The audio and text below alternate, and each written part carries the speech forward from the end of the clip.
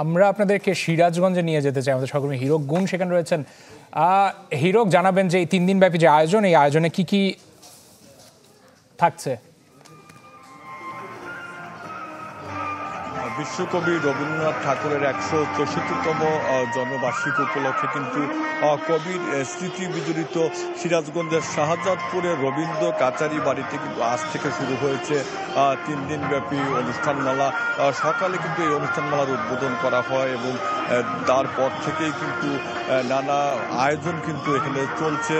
যদি আপনাদের একটু দেখাই, আপনি দেখতে পাবেন যে ঠিক এই বিকেলে কিন্তু আমরা দেখেছি যে বিভিন্ন স্থান থেকে যে রবীন্দ্রসঙ্গীত শিল্পী এবং রবীন্দ্র ভক্তদের পদচারণায় কিন্তু এই রবীন্দ্র কাচারি বাড়িটি মুখরিত হয়ে উঠেছে এবং কাচারি বাড়ির যে অডিটোরিয়াম, সেই অডিটোরিয়ামে কিন্তু এখন সাংস্কৃতিক অনুষ্ঠান চলছে এবং সিরাজগঞ্জ জেলা প্রশাসনের আয়োজনে কিন্তু বিশ্বকবি রবীন্দ্রনাথ ঠাকুরের ১৬৪তম জন্মবার্ষিকী উপলক্ষে কিন্তু এই অনুষ্ঠানমালা আয়োজন করা হয়েছে।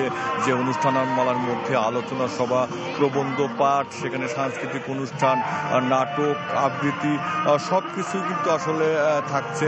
বিশেষ করে যদি আমি একটু বলি যে 1840 সালে কিন্তু এই শাহজাদপুরের জমিদারি বাড়ি, জমিদার নিলামে উঠলে কিন্তু রবীন্দ্রনাথ ঠাকুরের যে পিতামহ প্রিন্স দ্বারকনাথ, তারা কিন্তু সেই 13 টাকা 10 আনায় কিন্তু তাদের জমিদারটি কিনে নেয়। তারপরেই কিন্তু রবীন্দ্রনাথ বিভিন্ন সময় কিন্তু সিরাজগঞ্জের কাচারি বাড়িতে কিন্তু এসেছে এবং এখানে কিন্তু নানা কাব্য, সেখানে সাহিত্য কর্ম কিন্তু আসলে রচনা করেছে এবং প্রতি বছরই কিন্তু রবীন্দ্রনাথের জন্মবার্ষিকী উপলক্ষে 3 দিন ব্যাপী অনুষ্ঠানমালার আয়োজন করা হয়। এবছরও কিন্তু আয়োজন করা হয়েছে এবং আজকে সকাল থেকে কিন্তু শুরু হয়েছে এই অনুষ্ঠানমালা। হীরক, অনেক ধন্যবাদ যুক্ত হওয়ার জন্য। আমরা আয়োজনের কিছুটা অংশ দেখতে পাচ্ছিলাম। হীরক গুণ আমাদের সাথে যুক্ত হয়েছিলেন সিরাজগঞ্জ।